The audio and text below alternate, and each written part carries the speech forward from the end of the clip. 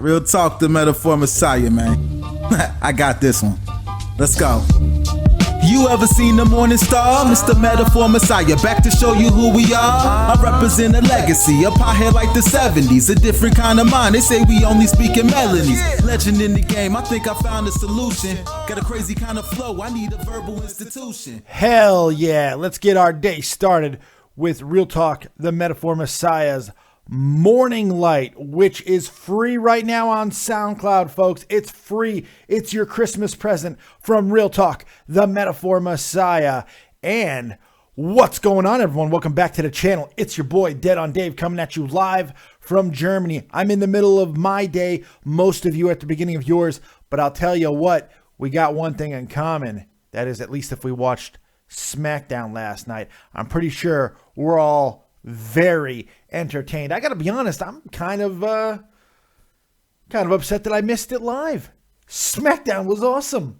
Not good, not great. It was awesome. That was one of the most enjoyable SmackDowns I have seen, in a long time, and absolutely blew the doors off of a horrendous, let me say that again, horrendous Monday Night Raw. SmackDown absolutely killed it. How much fun was that show?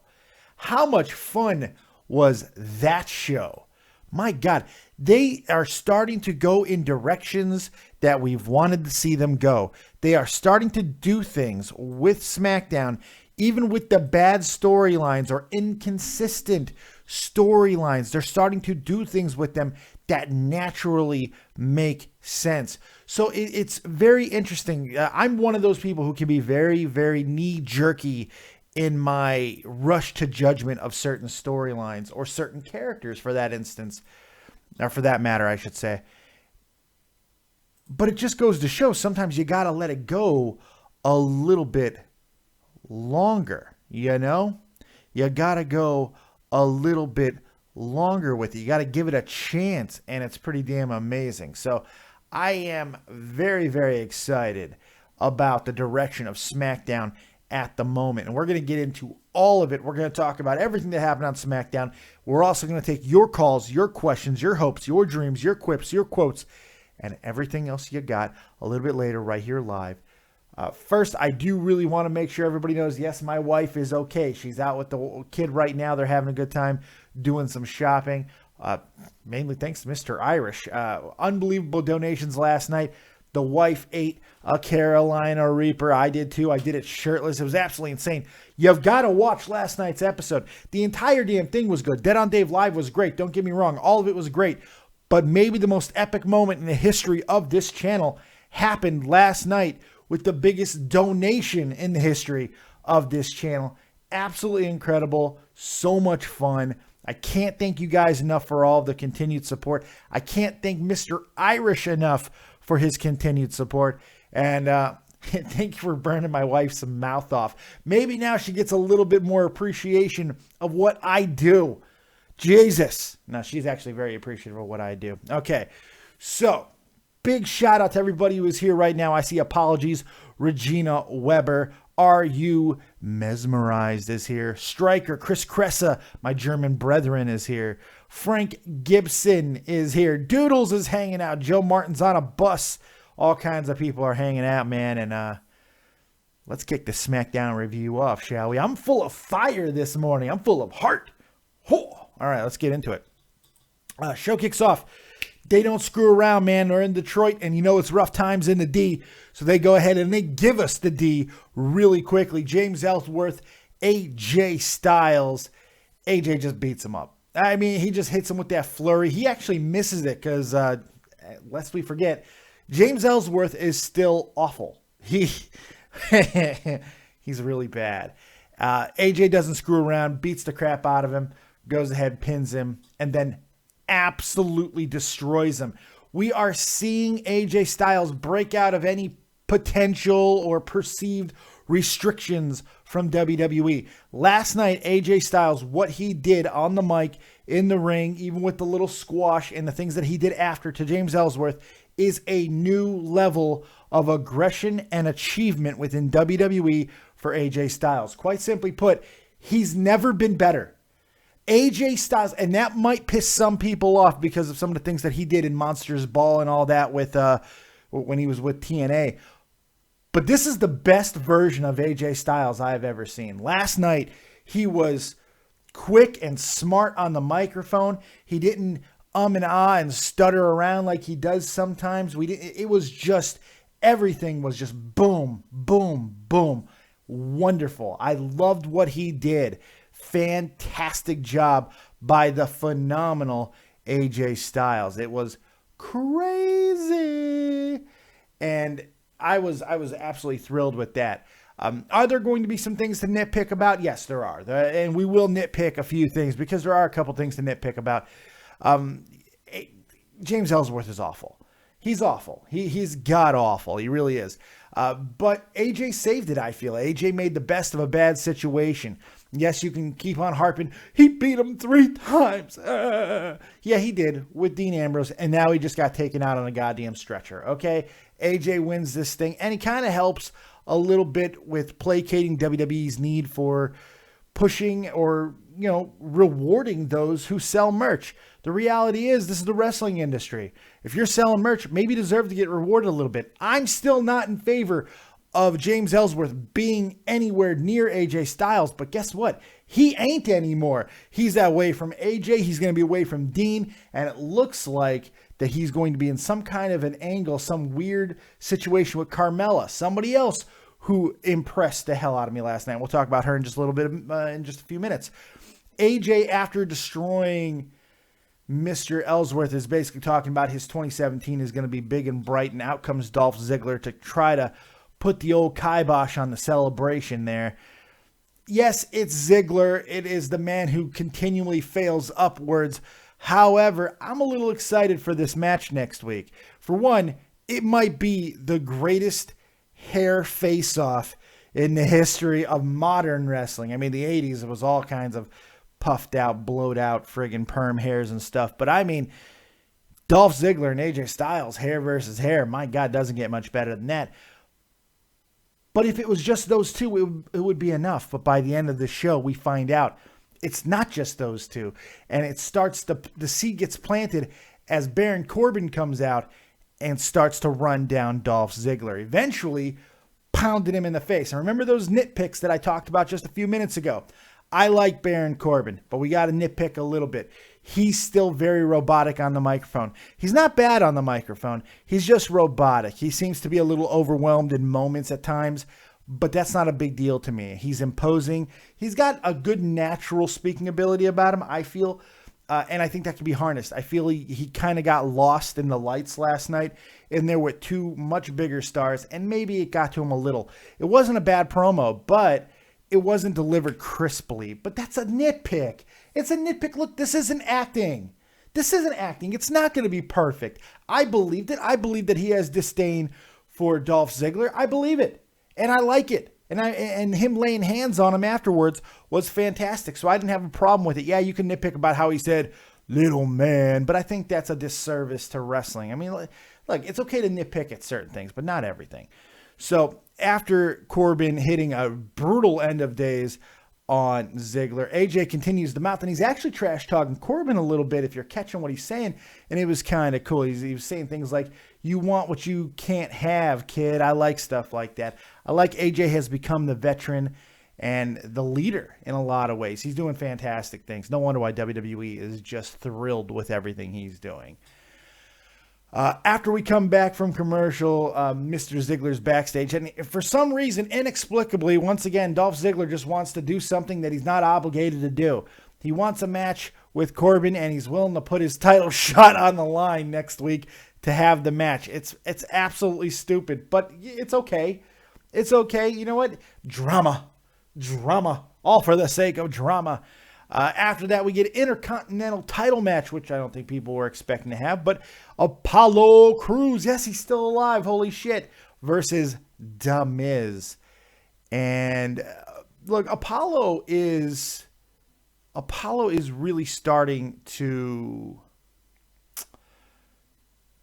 he's starting to rise a little bit more in the ring again. I felt for a long time he was kind of falling off in every capacity, but he's starting to rise a little bit. Some dynamos. Acting is a big part of wrestling, though. I'm not saying it's not. I'm not saying it's not a big part of wrestling, but it's not the end all be all make or break. I think, look, the fact that people are clamoring over things like Lucha Underground, the small pockets of people, admittedly, and Final Deletion kind of proves that. You don't have to have fantastic acting. Jake the Snake Roberts was not a great actor, but he was convincing in what he was able to do with the small amount of words that he brought forward. You know, he didn't need to be a great actor to do that. You just got to be convincing. Sometimes less is more, and maybe Baron Corbin's in that vein. Some people are just naturally better speakers than others, so I don't know. So moving forward, Apollo, after, like I said, a time where I feel that he was having a little bit of an issue getting going. He's underutilized. He seems like he's been restricted, but some of that is by his own doing, I got to admit. I felt that he had a really nice match with The Miz last night. We saw some of the things that we've seen from Apollo down in NXT that got people excited. The reality is we're watching him have to develop on the main roster, and it probably shouldn't have happened. He probably should have continued to develop down at NXT. Lord knows that NXT probably could have used his services for a little while longer, but hey, here we are. It is what it is. Is that a package? That might be a package. If it is, I might have to go grab my package. What is that? What is that? I can't tell. It's something post. All right, I'll be right back. I'll be right back, guys. I gotta go get a letter. Send a letter, Maria. I'll be right back. Just 2 seconds. 2 seconds, Techish. 2 seconds. Hold on.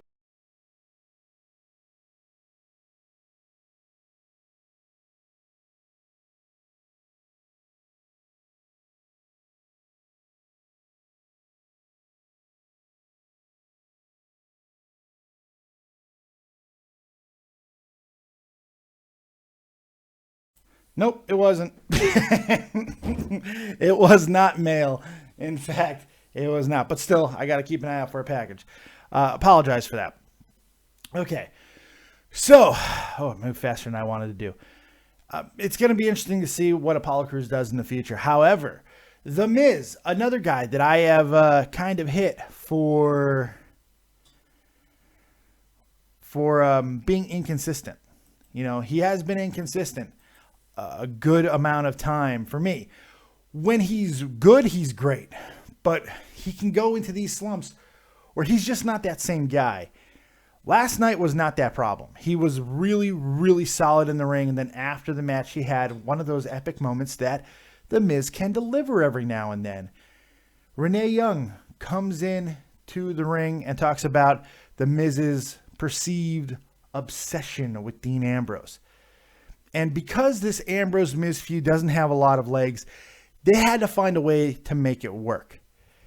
They did it last night because The Miz made it personal. And he said, my obsession? Let's talk about your obsession. After all, you're the one sleeping with Dean Ambrose. Great line. Yeah, I like when WWE crosses the line of being personal, and some people are like, well, that's personal shit. Well, is it really? They're on Total Divas now. It's not personal, and it's not coincidental that they waited until Total Divas aired and Dean Ambrose being on there and everything, and really coming public in a big way with Renee and Dean's relationship.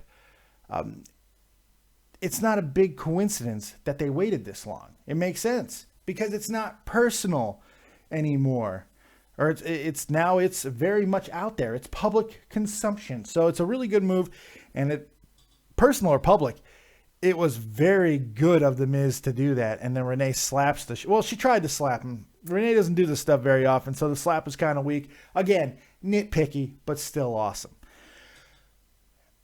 Because of the injury, and we're moving on a little bit. Because of the injury to you know it, Zack Ryder, who blew out his knee.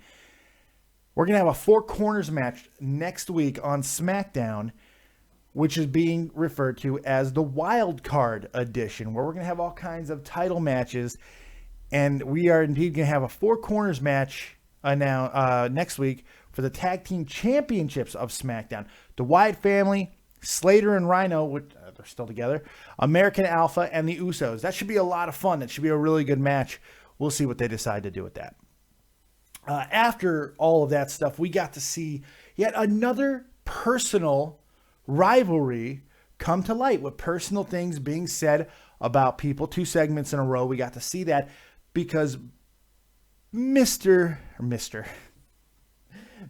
John Cena, Nikki Bella, comes to the ring. No, wait. Yeah. Nikki, I'm sorry, Natalya comes to the ring first. I completely read my notes wrong. Natalya comes to the ring first and calls out Nikki, who obliges and comes out. And Natalya, before she can even get going, once again, Carmella comes out and she stands on the apron of the ring and kind of runs both down, but still throws Natalya under the bus completely by exposing all the things that Natalya has told her privately. Natalya decided not to deny these allegations, but it called her a snitch instead and tried to attack her and chased her out of the ring.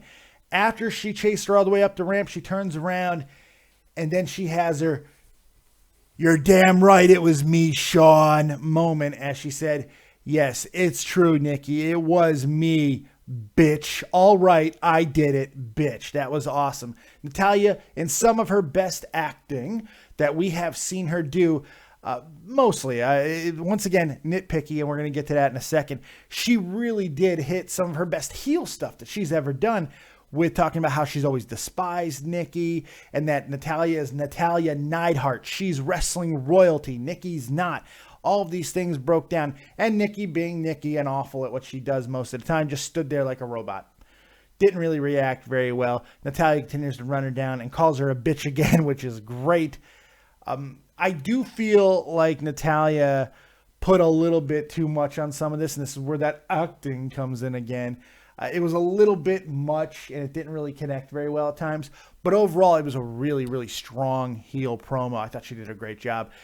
Nikki didn't sell it enough. Nikki didn't react enough, and it is a problem. But still, again, just a nitpick, because I feel that the segment was awesome. But because I know you guys are like bloodthirsty friggin' mongrels who just want to hear everything being hate fucked by the fat man, I got to give you a little bit of nitpicky, I guess. I don't know. After all of that stuff, we got Daniel Bryan in the back talking to Alexa Bliss, who is still trying to fake her poorly faked knee injury from last week. And Bryan's like, look, you're going to fight this week, and you're also going to fight Becky Lynch next week for the women's title in the wild card edition. But you're going to fight this week against another opponent since you didn't want to fight your opponent last week. And Bliss offers a threat to that. Whatever happens to this woman that you're having me fight is on your hands. I like that. Good job, Alexa. God, I love Alexa Bliss. She's great.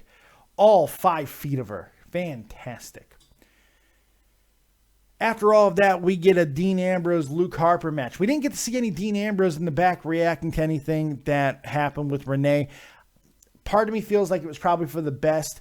Other parts of me like, man, I'd like to see where Dean's head is after that, to see him react to what was going on with her. We didn't get to see that, and that's a little unfortunate, but didn't take away from the match with Luke Harper, because Luke Harper is skyrocketing right now, what he's doing. I love what he's doing. I've loved what he's done for a very long time, but this new iteration of the Wyatt family is fan-friggin-tastic. It's so good. It's captivating. When you're watching Bray and Randy on the outside, they're talking, they're conversing, they're plotting, they're scheming. Randy seems engaged, engrossed in what's going on in the ring. This is a different Viper than we have seen for a very long time. He seems absolutely creatively refreshed. And I think for Bray, working with Randy is a absolute godsend. Bray seems to be doing less but more. You know what I mean? He's not forcing crazy shit as much. And maybe that's Randy getting in his ear in the back a little bit. Be like, okay, if we dial this back a little bit, we can connect a little bit more. We don't have to really hinge all of our stuff on the supernatural gimmick. There's no point in that. We're 3 badasses. We can be creepy because we're all creepy anyway. Look at my arm tattoos. We're creepy. You got the beard going on. Luke Harper's prematurely friggin' bald. We're fantastic. We're creepy as shit. We don't need to rely on all the goddamn supernatural innuendo and all of that. Doesn't matter. Let's go out there and just connect as heels, really top flight heels can. And that's what they're doing right now. And all of that helped the match last night with Dean Ambrose, because even when a face starts getting stuff going, you always have to worry about what's happening with the outside. And that's what a good faction is able to accomplish. I really did enjoy the match, even with the outcome of Ambrose, getting the victory expectedly. He's got to keep his momentum going, but him getting destroyed afterwards is a great idea. By the way, I love the Abigail launch into the RKO. Wasn't hit fantastically, once again a nitpick, but still very cool to see that happen and see them go through that. Lights go out for an extended period of time because I guess somebody slipped getting out of the ring, who the hell knows, and the Wyatts disappear. And out comes The Miz to pick the bones of a fallen Dean Ambrose, picks him up, and then hits a skull-crushing finale. And then kisses his gorgeous little wife a few times over the prone body of Dean Ambrose. Next up is probably the most surprising segment of the night for me. Alexa Bliss versus La Luchadora. That's right, La Luchadora, which... when I read this last night, it seemed like it was kind of, they were alluding to the fact that it was an obvious Becky Lynch situation. And I think in some ways it was, because she's fully clothed and any part of Becky's body would have kind of gave away that it was her. But other than that, I mean, it kind of felt like, it was like Edge and Christian when they did their gimmick, and Ric Flair's done something similar. A bunch of people have done something similar. I like the full headgear. I like everything, because had Alexa Bliss just destroyed a random luchadora, wouldn't have been a big deal. I mean, and we wouldn't have even thought twice of the fact that this woman is dressed bizarrely. But it was kind of a tip-off that, yes, this is more than likely not just some random person. She wrestled very well. And to Becky's credit, she didn't use any of her moveset until the very end, man. She didn't move like Becky. She didn't move like her normal self. She wrestled a straight-up lucha style, and I got to give her some credit for that. And I know that she's been known for that in the past on some of the independent circuits. At times, she can wrestle that hybrid style. And I thought she did a really good job. And she hit the disarm her on Alexa to get the victory. After the match, goes and celebrates everywhere, to which JBL... probably regrettably says this line: "I've just been assaulted by a purple head."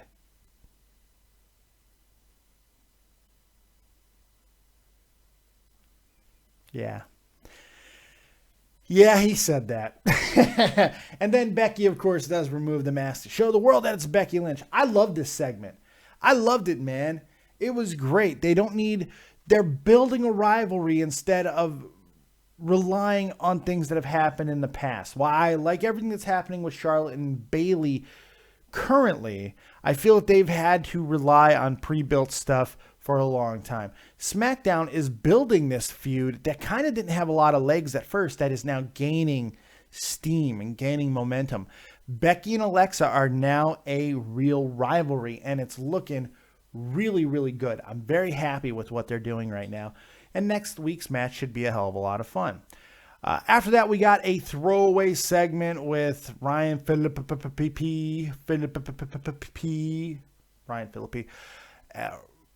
Mojo Rawley, and Kurt Hawkins, who is awful, by the way. Just awful. This all leads to a match between Mojo and Kurt, which Mojo would win because, as I said, Kurt's awful. It was really just a promo for Ryan Phillippe's show on USA. Shooter.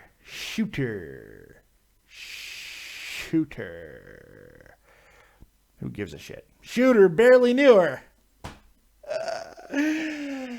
Oh, God, I'm fucking funny. Anyway, so we see all that happen, and then we move on to that very weird segment that I talked about earlier, Carmella coming to the aid of James Ellsworth, who was being just kind of unfairly interviewed by Dasha Fuentes. Not Daisy Fuentes, Dasha Fuentes. And James can't answer anything, gonna get taken to a local medical facility. And then Carmella comes in, poor baby. I'm tired of that big old cast all over me. Give me your chin. Please, put that no chin in me. Anyway, so Carmella is getting into some sort of an angle with James Ellsworth, which may not be the worst thing in the world. Better for him than it is for her, but this could be very interesting because I like her antics right now. She's kind of the she-devil. She's a devilish woman, baby. And I like that. I really like what she's doing.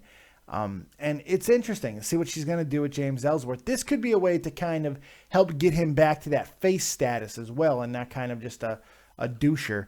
But still, it's interesting. At least they're doing something with him, and Carmella is also getting something going. Also, WWE doesn't do a lot of relationship angles as much as they used to. We're seeing a few over the last few weeks, and they're not cancer, surprisingly enough. This all culminates, of course, gets us to the end of the show where it's Baron Corbin versus Dolph Ziggler in what essentially is a number one contenders match. It's a good fight. Baron, you could tell he does sometimes have issues with Ziggler in the ring, and I don't really know why. These two have fought a lot in the past, and they never seem to be super crisp. However, I think this was probably one of their best confrontations that we've seen on television, but you could tell there is still something, there's some kind of hiccup in the giddy up of these two's chemistry in the ring. And I don't really know what it is, but didn't really take away much from the match. I thought the match was very good. AJ Styles added so much, like he is prone to doing because he is awesome. Added so much on commentary, and then eventually Baron Corbin throwing Dolph Ziggler into AJ Styles, prompting AJ to get involved. Everyone's disqualified.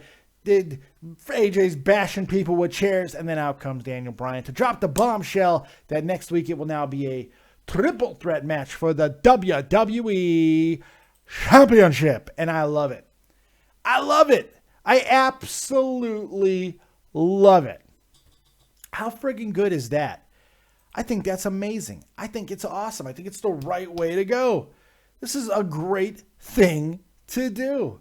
Very smart, very easy to pull off, and it's probably done to protect AJ Styles' ankle, if I had to guess. He's still coming off of a little bit of a hurt ankle. But this is probably to help protect that ankle. I don't expect AJ to lose. He's basically the hottest thing on any property right now outside of Shinsuke Nakamura. You stick with him. You stick with him unless you're going to be moving him to Raw very soon, which I don't see that happening. All right. So there you go. There's my review of SmackDown. I think this was way better than Raw this week. In fact, I'm going to take it a step farther. This is the best WWE programming that we have seen in probably over a month, including the pay-per-view. This was better than the pay-per-view. Great show. I give it a solid 8, maybe as much as an 8.5. I thought they did a great job. Really was. Today, magnifique.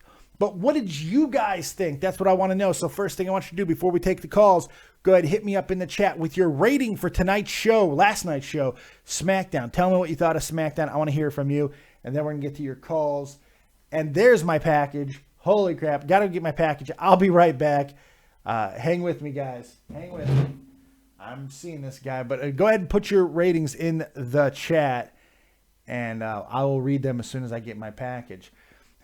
Some Dynamo Shinsuke is overrated. You know what you need? You need to think about your life choices. Mr. Irish is here. We're going to talk about what happened last night a little bit more, too. Mr. Irish donating $500 for my wife to eat a friggin' Carolina Reaper chili pepper. We're going to talk about that. Give me your ratings, and I'll read them. As soon as I get back, I'm going to go get my package. Be right back, guys. I'm sorry. My wife's not home.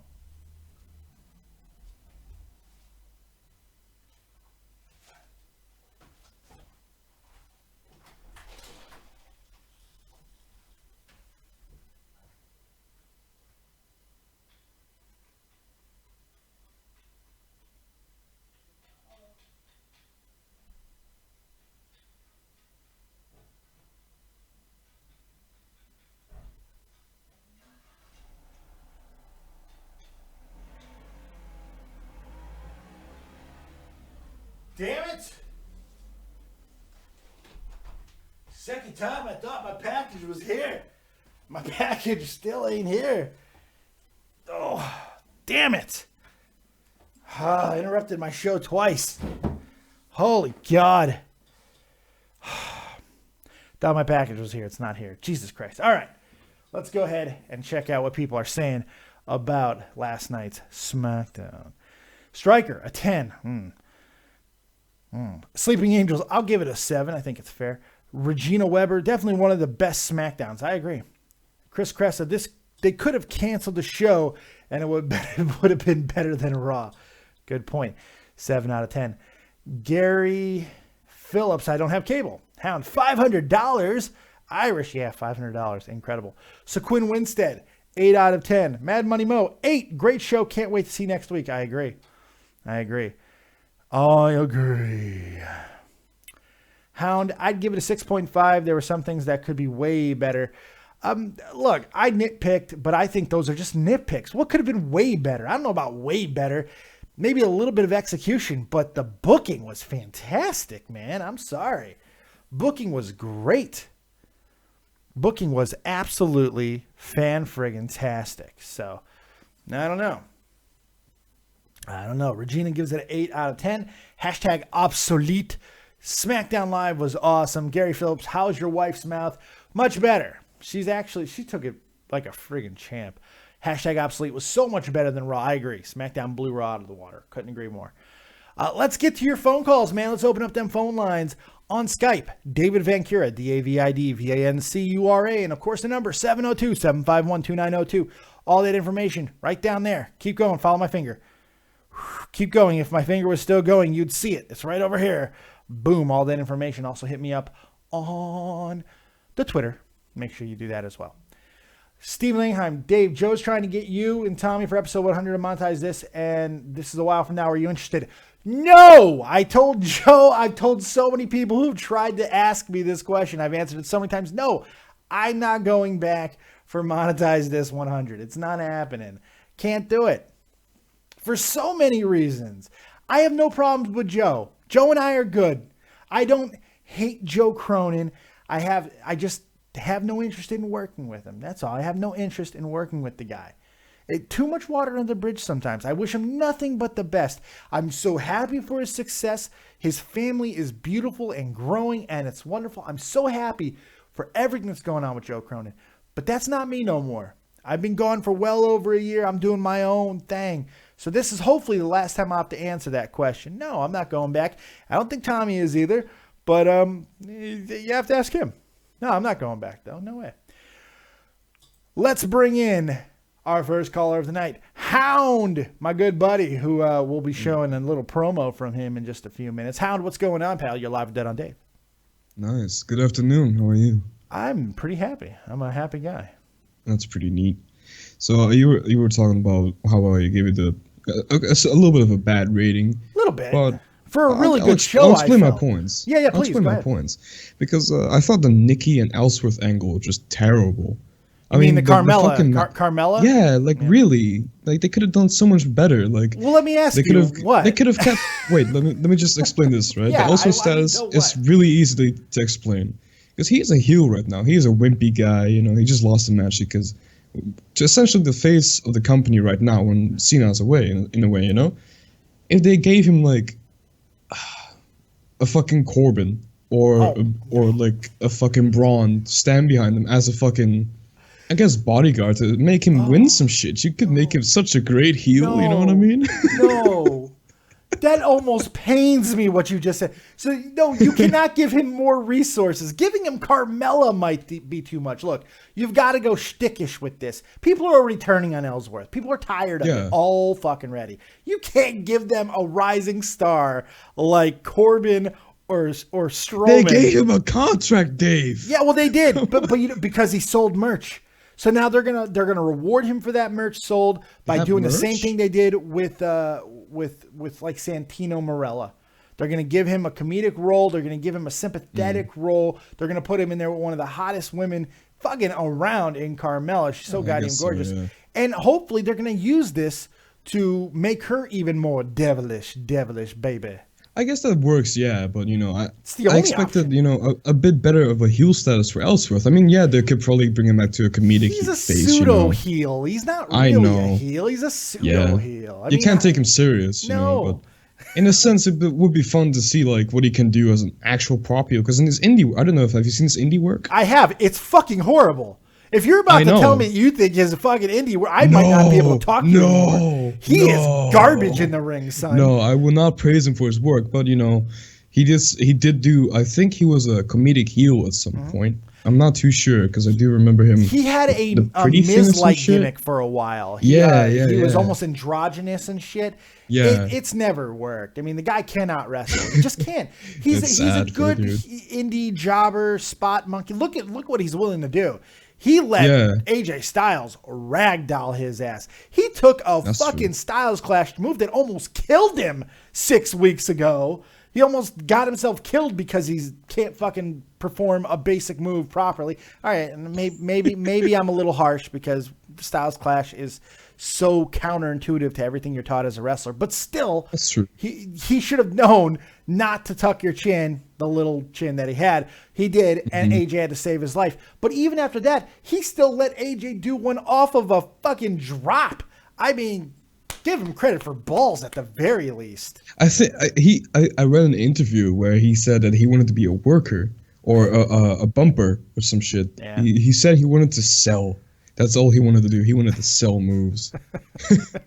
No, but about the Nikki angle, that's one thing that really annoyed me. Because I said earlier, I don't know if you noticed, Nikki is a good wrestler, but she's an annoying wrestler. She's a decent wrestler. I don't know about good. She's decent. She's gotten a lot better than she used to be.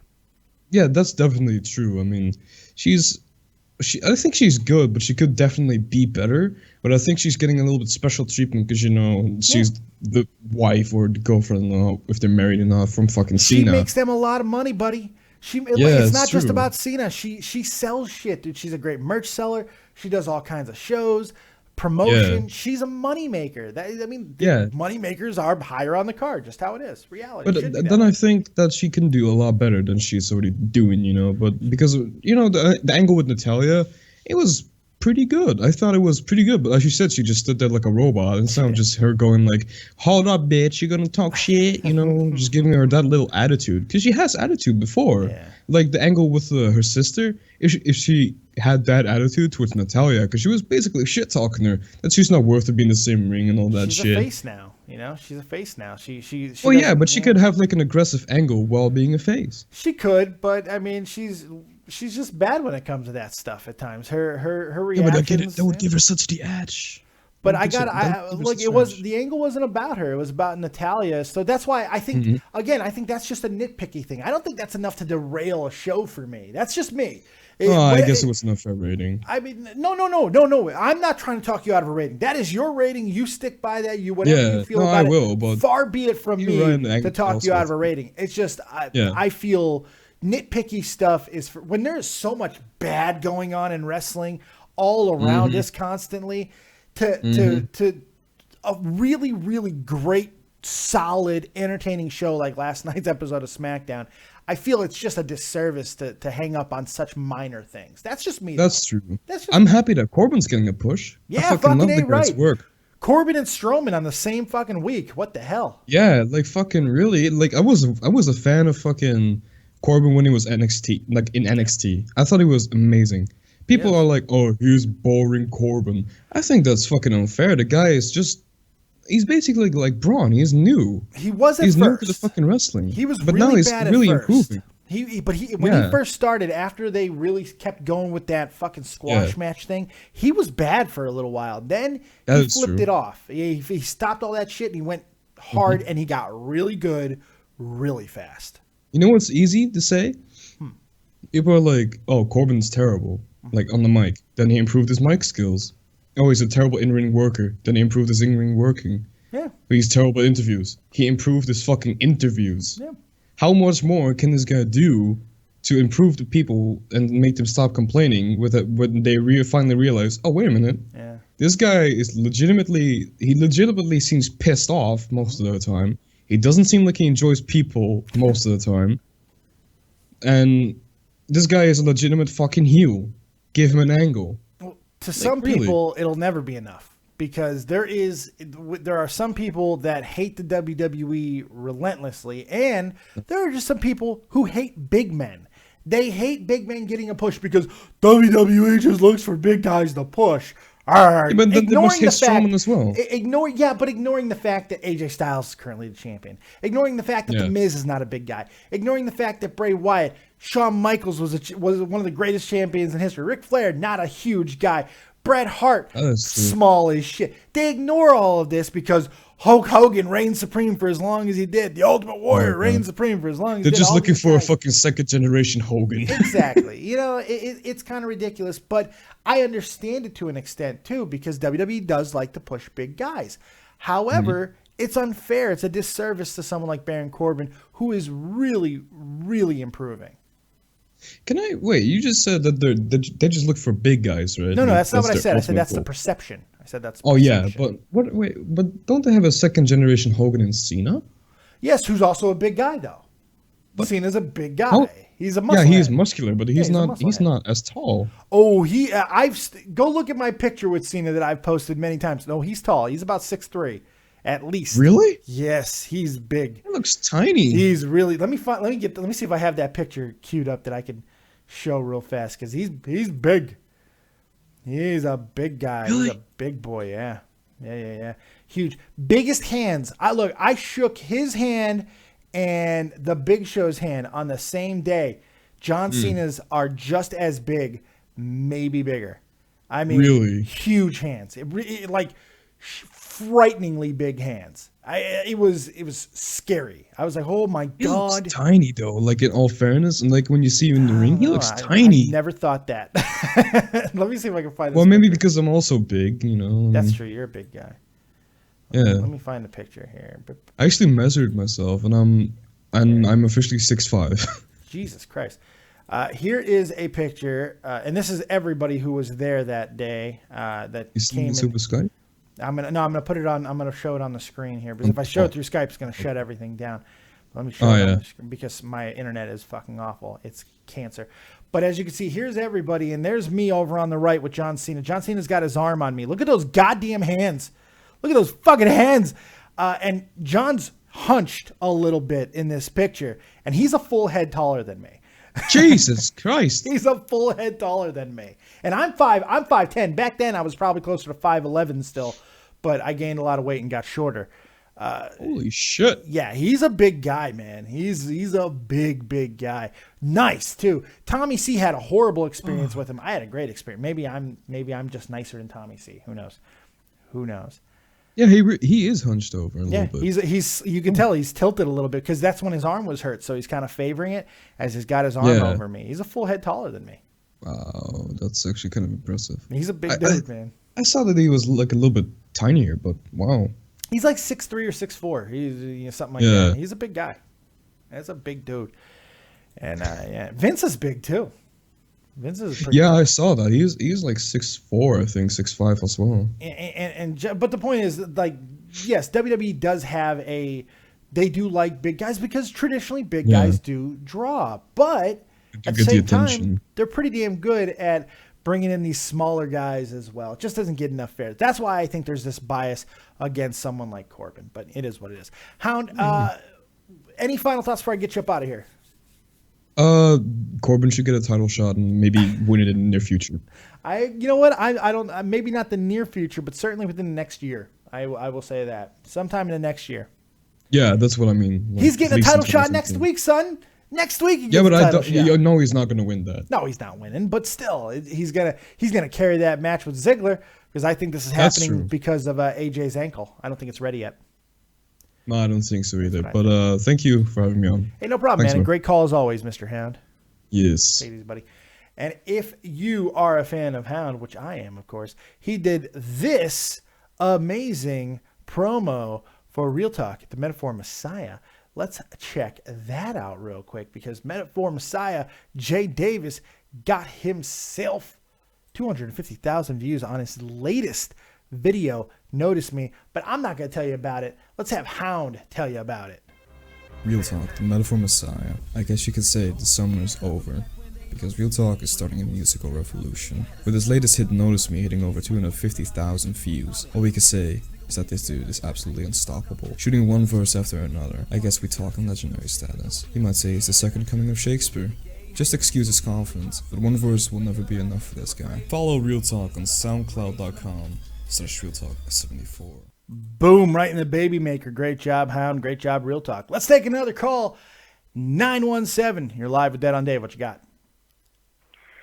SmackDown was a very decent episode. It was, a Raw is bad when Neville and Braun Strowman are the best parts of the entire program. SmackDown knocked them out of the water this week. Really, really good showing.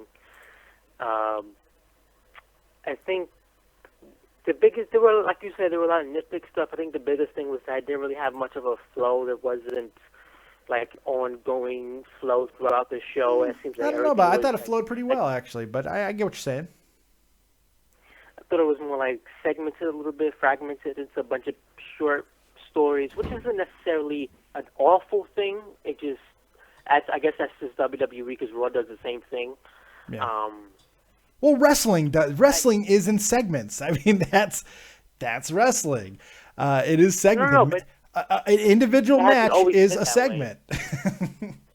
No, what I'm saying is, though, they have usually, but before this era, there were like ongoing stories that would culminate later in the night.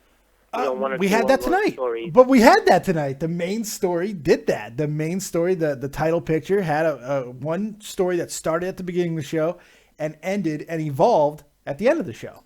So, I mean, that happened. I didn't get that from tonight, but I guess each is okay, wait. Hold on. All right. So, AJ Styles comes out, starts the show, finishes his rivalry, his feud with James Ellsworth. Dolph Ziggler comes out, talks some shit. Out comes Baron Corbin, talks some shit. Baron Corbin, Dolph Ziggler have a match scheduled for later on the night. Later on the night happens. Baron Corbin, Dolph Ziggler have a match. AJ Styles on commentary. Baron Corbin throws Ziggler into AJ Styles, causing all kinds of havoc and chaos. AJ attacks both, even though one's a heel, one's a face, attacks them both, ends up getting a triple threat match for the title next week. Sounds like a cohesive story to me. Maybe I'm crazy. I don't know.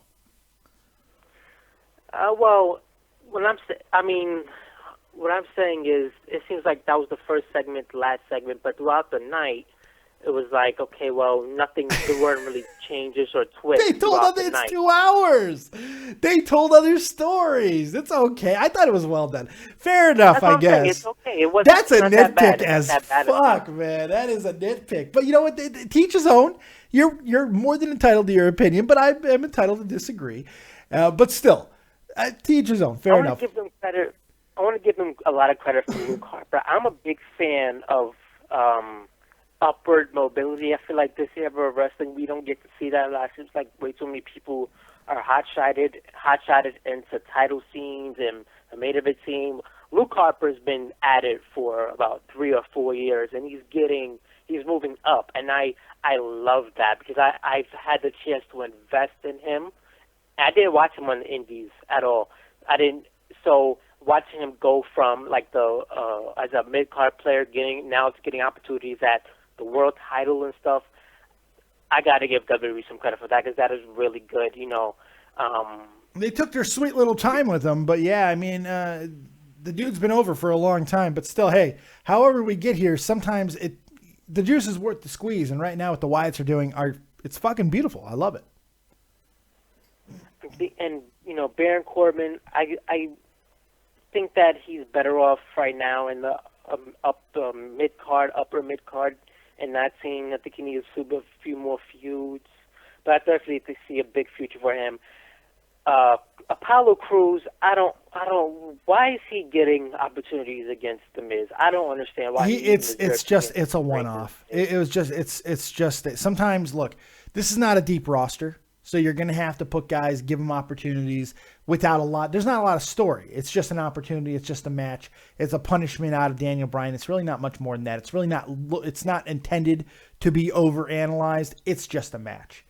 And, you've got to see what you got in Apollo Cruz because he's unbelievably talented. He just doesn't always reach that potential. I thought he had a good match with The Miz. I give them both credit for that match. I thought it was a good match. I don't think there's really anything to criticize as far as the match goes.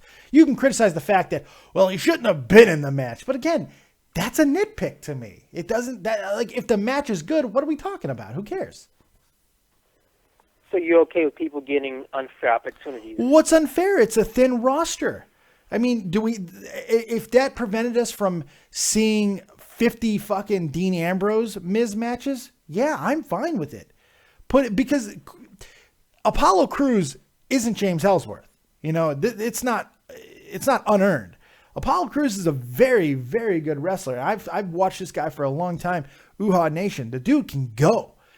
I think he's still a little tentative from that injury, that horrific injury that he had on the indies. I think he's still getting into shape there as far as like exactly what his limitations are. I think WWE's made some missteps with him as well since they brought him up from NXT far too fast. These are not excuses. They're simply observations. I do feel that you can't just have the same two guys in the feud all the time. You got to have a match that kind of segments stuff up a little bit. And what that match did, it allowed The Miz to get a nice, impressive victory over a very game Apollo Cruz and then deliver a fucking dagger to the heart of Renee Young. That was a great line. So it all flows into each other for me. So I don't have a problem with it. Okay. Natalya and The Miz, I got to bring those two up because of those two lines. We've never seen that part of Natalya. I don't think many people felt she had that in her, and it makes you think. I mean, we know that The Miz, he's been able to go like he has, I think, for a while now. We've seen throughout his career him able to go on the mic and in the ring. As the overly scripted nature of WWE, are we really starting to see how that is damaging the roster? Because no, you are going off of the fucking Smart playbook tonight. Holy shit. It's like chapter 1, it's segmented. Chapter 2, fucking scripted promos. Look, most of these guys gotta be scripted. There is not the talent charismatically that there was back in the 90s. It's just not. Stone Cold Steve Austin, The Rock, Triple H, Shawn Michaels, Kurt Angle, even Undertaker, all these guys, they're not in the company. There is no one close to that caliber in the company. So scripted promos, which by the way, is not fucking new by any stretch of the imagination. I think as long as the script, like tonight, is a good script, it doesn't fucking matter. These are all nitpicky, goddamn smart comments, and I don't see it tonight. I see things in the past, but not tonight. I just don't get it. No, that's what I'm saying, actually. That's what I'm saying, is I think that tonight we saw a little different. I think from what we've been seeing from The Miz and Natalya, they've been breaking out of that mode. Still scripted. I guarantee you every line they both said was scripted. Every word. They didn't deviate from course. Maybe Natalya threw a second bitch in there. Maybe that's possible. Which, by the way, she didn't deliver a flawless promo. It was kind of awkward, but it wasn't bad. You know what I mean? I don't think it was fantastic, but I don't think it was bad, and it was something certainly different. The Miz shows this all the time. It's just inconsistent. So I don't know about breaking up because it was still scripted. It's about execution at the end of the day. That's why I don't get on these arguments about predictability. I don't get in these arguments about scripted. I don't get these arguments about big men, because for me, at the end of the day, as long as it's entertaining, as long as it is executed properly, what the fuck do we have to complain about? That's just me. Final thoughts on SmackDown. What's your rating? Final thought. I think they need to do a better job of making SmackDown feel as big as Raw. I don't think that's not rating. That's not a rating. You said final thoughts. You said final thoughts. Final thoughts. Rating. Rating. Give me rating. I want rating. Give me it. Put it in me. I'll give it a fuck me. My pussy's wet. What is the rating? 7.655. After all that, you're going to give it a 7.65. After all of that, you're going to give it a great rating. I love you. I hope I didn't beat you up too hard, man. No, not at all. All right, have yourself a good night, buddy. See ya. I'm a dick. I'm such a mean person. Let's see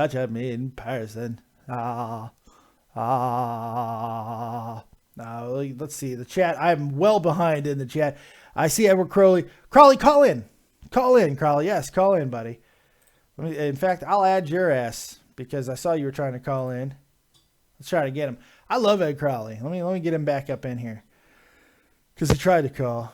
I saw you tried to call, and I was afraid you weren't going to call in again, and I didn't want you to think I was fucking you off, but I simply had other people on.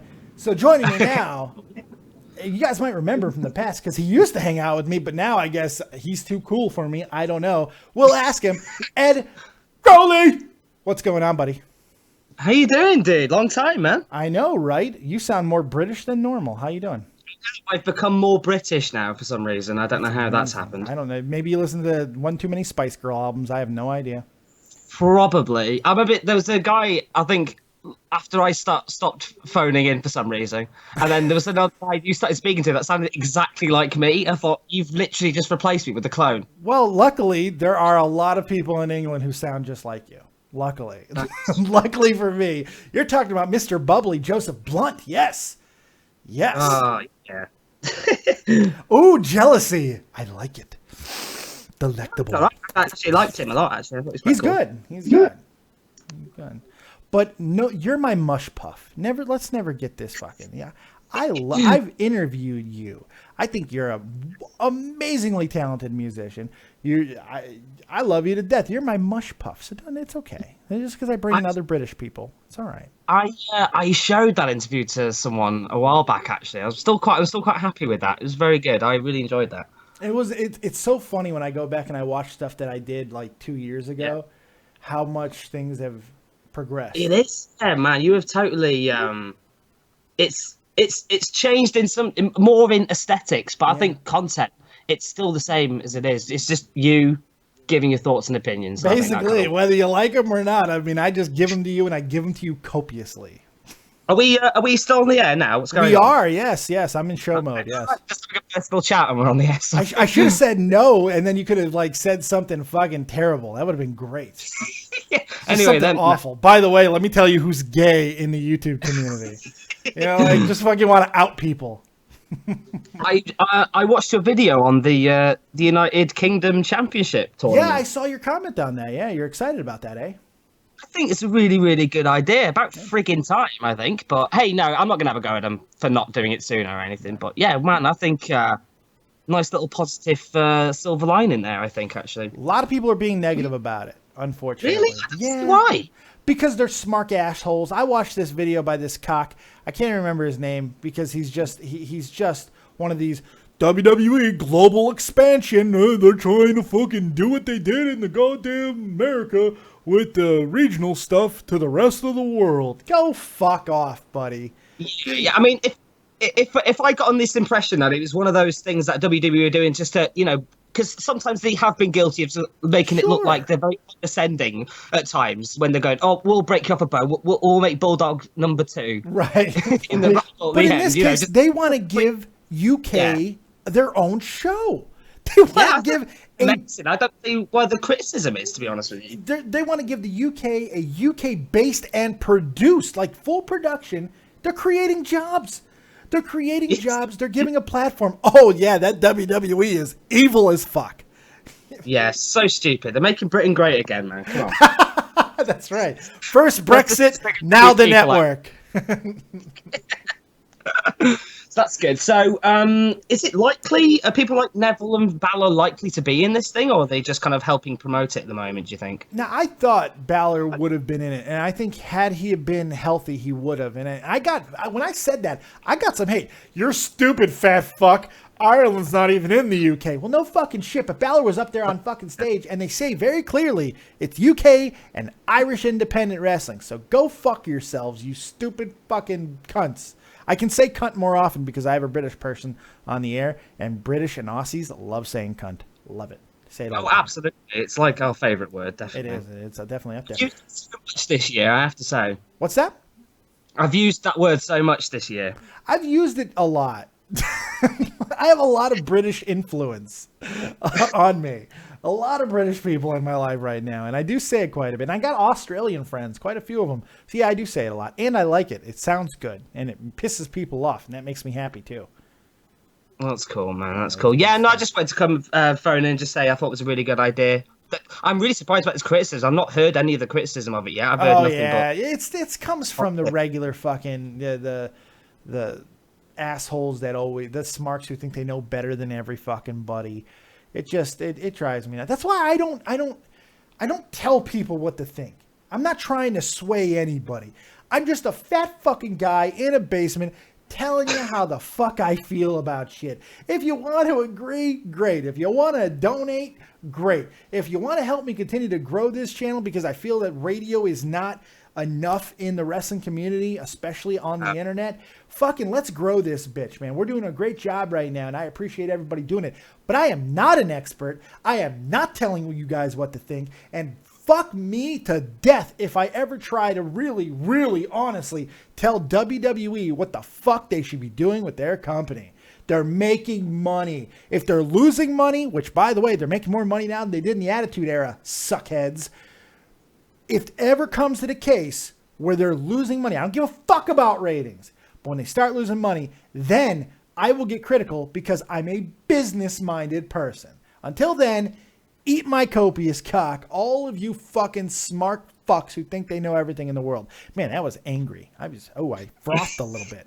That is its own separate video now, dude. I think. Right? I'm going to have to cut that shit. Speaking of clipping something, tell me that you saw what happened last night.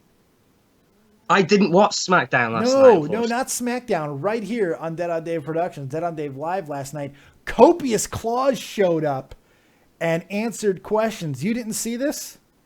I did not see this. Recant it for me, please. Well, so Copious Claus shows up in an amazing getup, which is 100% authentic. It was Copious Claus. He was here for all of us.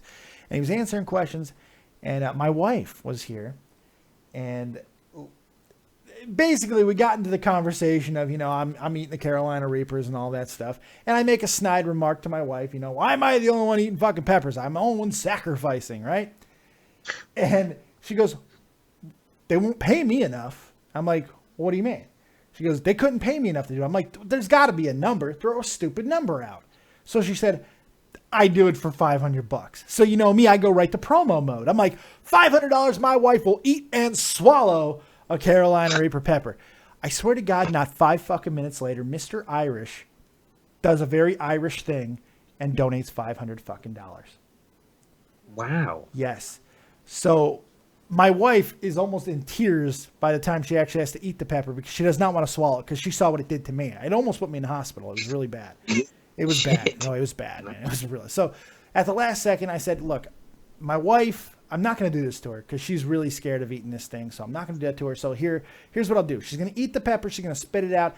I'm going to eat a pepper. And I'm doing this as I'm taking off clothes. I did it topless for everybody. So I think it was a fair trade. It was an epic fucking moment, man. Good antics, dude. Good antics. Yeah, it was good times. I hope your ass is going to be around here a little bit more, you fucking limey. Jesus. Yeah. I've got a day off work today, and we're on similar sort of like timing as well, aren't we? Yes, we are. Germany. I'm only an hour ahead of you. Yeah. That's fair enough, dude. But anyway, I think the final thought I wanted to make about the tournament was I really, like every other Brit, just hope at some point this is a really good step towards finally, please, letting us have a WrestleMania here. Yes. Wembley. Let's just do it. Get a goddamn WrestleMania at Wembley. It's so I know logistically it's kind of like, well, might not make. Fuck it. Just please give us a WrestleMania. That's all we're asking. I agree. It'll make money. And can we also get a British world champion? I mean, can we do it? I think it's time. I think we can do it. I think it'll be the right guy. I don't think it'll be Neville. It won't be Neville, but Neville is in 205 now. Neville's down there with the cruiserweights, and he's evil Neville, and he's fucking badass, dude. Neville is. I'm loving what they're doing with Neville right now. It's about fucking time. I've not seen the new Neville yet, so I will check that out. I've been watching very frequently. I'll be very honest with you there. Right now in parts there are certain things that are starting to really go in the right direction. So if you get time to catch up, now might be the right time. I think SmackDown will definitely be the one I watch the most. I'm a big AJ fan, so I do SmackDown enjoy was watching. awesome last night. Great show. I'll go watch. Mr. Crowley, I appreciate you being here, my friend. Wicked. All right, nice one, Dave. I'll catch you later, dude. Take it easy, buddy.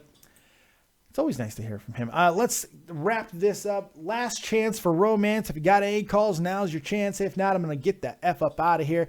I hope you guys have had fun with this show. I'm going to see if there's anything else in the chat that I may have missed. I don't think so. My 87-year-old grandmother can book a better Raw. Yeah, it was a bad one, Sequin. I agree. Raw was bad.